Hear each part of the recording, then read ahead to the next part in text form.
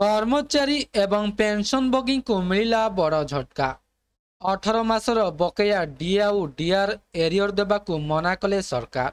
तेबे कौन रही संपूर्ण अपडेट आसतु जानिबा।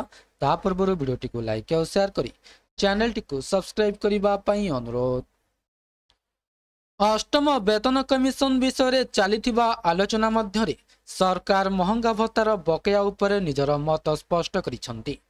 अर्थ मंत्रालय स्पष्ट भाव में कही कोविड-19 महामारी समय 18 मास पई अटकी रही महंगा भत्ता एवं महंगा रिलीफ बकेया प्रदान करा नाही। एही निष्पत्ति कर्मचारी संगठन गुड़िक जो आशा रखिथिले ताहा धूलिसात करिपारे।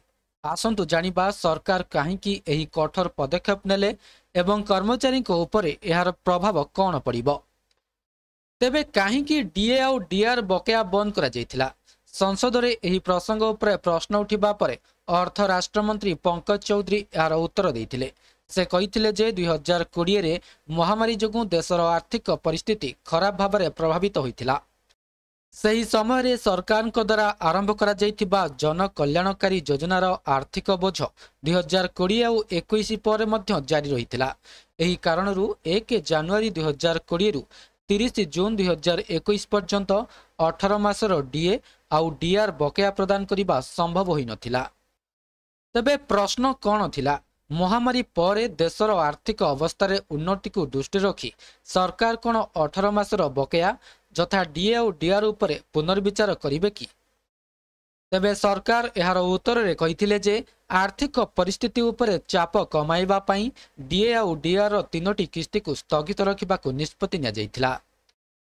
तेबे महंगा भत्ता जथा डियरनेस अलाउंसेस एवं महंगा रिलीफ जथा डियरनेस रिलीफ कौन अटे?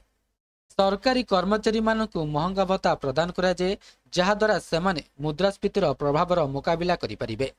सेहीपरि समान उद्देश्य रे पेंशनभोगी को मध्य महंगा रिलीफ प्रदान करा जाए। यह कर्मचारी एवं पेंशनभोगी क्रय शक्ति बजाय रखिबारे सहाय्य करे। तेबे कोन अष्टम वेतन कमिशन रु रिहाती मिली पारिबो कि? एही स्पष्टीकरण एपरि एक समय रे आसीछि जेतेबेले अष्टम वेतन कमिशन विषय आलोचना तीव्र होईछि। केंद्र कैबिनेट जनवरी रे एहार गठन को नीतिगत अनुमोदन देइथिला। तथापि ए पर्यंत पैनल गठन होई नाही।